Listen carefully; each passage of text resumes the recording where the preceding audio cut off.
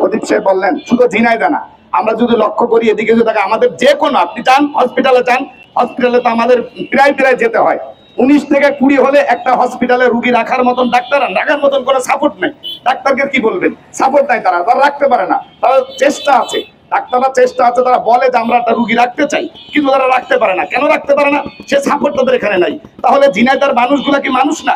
এদেশের সরকারকে কি ঝিনাইদহের মানুষ কোনো কিছু দেয় না? এই জন্য আসুন আমরা এই আন্দোলনটাকে পরিমাণ বেগবান করি, যে আমাদের আন্দোলনের মাধ্যমে সর্বস্তরে সবাই মিলে আমরা আন্দোলন করে আমাদের হসপিটাল এবং আমার রেল লাইনের রাস্তা আমাদের সরকার যাতে আমাদেরকে দিতে বাধ্য করে, আমরা সেইভাবে যদি আন্দোলন করতে পারি, আমরা আশা করি ইনশাআল্লাহ ঝিনাইদহের মানুষ আন্দোলনে আমরা অভ্যস্ত আছি, আন্দোলন আমরা যৌথভাবে করতে পারি।